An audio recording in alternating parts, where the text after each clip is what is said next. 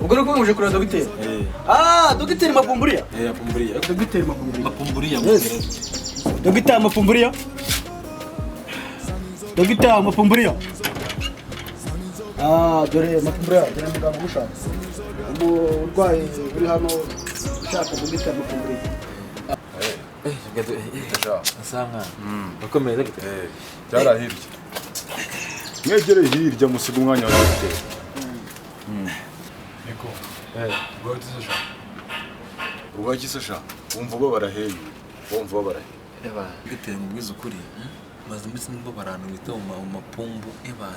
Ariko nakota mu Uganda iminganda n'amanyundo nakota ngo pundundu. Kabyumvira. Ariko wabwiye ngo mwaka ngo abantu barakamye byatari bari kunyirwa mu ngo. Ibyo biroroshye cyane. Usiko iyo ndwara rwenyizi. Arwaye iki? Arwaye indwara bita satisafua. Satisafua. Ya. Hagataho. Ego sha buryo umuntu ari umunasi kuko afasha umuganga cyane. Ikintu kibitera cya mbere. Zirinete zituma harya munsi yiha hakubitamo ibintu bimeze nk'inyundo z'amabuye. Aha, ntujye byumva bizamuka. Cyane bimeze nk'amashanyarazi. Aha. Bumbu byadanje. Yatari kwa Dr. Aha. Hanyuma ntabwo ujya wumva ikintu kivuga nka ponseze iruhande rw'ibihaha. Hafa. Cyane gwe kabyumviramo hano. Hapo tuzawe turaje turakuvura. Osha. Yego Dr. Ugiye kunzanira amapensi hanyuma unzanira na ponseze. Ni ukuvuga ngo ngene nzane amasupana kirangireze pupongere na siyameto. Yego. Nzane na yanyundi kubita amayusa agakomera. Aha. Reka nje kubizana. Okay. Dr. Nguki n'amanyundo arazamo. Yego. Bise bajya ku mayusi. Tuza gato turakuvura. Fasha. Nzane n'umwenda w'akazi. Nzane umwenda w'akazi. Sawa.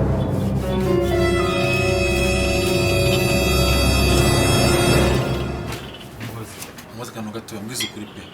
None se amanuzanya bane ari bukire. Amayusi. Ubwo n'umunasi byo yaje arwaye amenyo yararwaye grippe na typhoid. Buriya namukuyemo amenyo abiri. Uburyo bwa electronique. Urumva? Uburyo bwa tekinoloji iteye ubwoba. Buriya mfite inyundo hariya. Irabamfasha.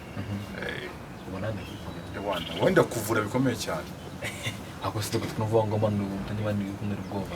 Akoniza ko nyine tebe utumukene kugeta atashegera. Ko amanuzanya n'imani aremereye bari kushafuka. Angana gutya nka umura ndakuvura. Sure. Vunenge amatisi neza original. Sinagiye imana. Erega nibyo bikoresho dufite. Sure. Cyane. Buriya nibyo bikoresho by'abafundi nako by'abaganga. Tebuka sha.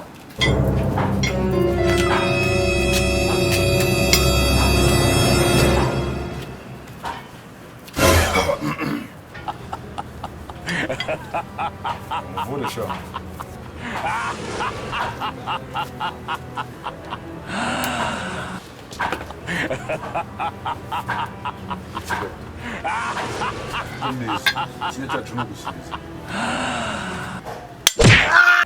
Ego kumana yanjye Dr. Mwishe.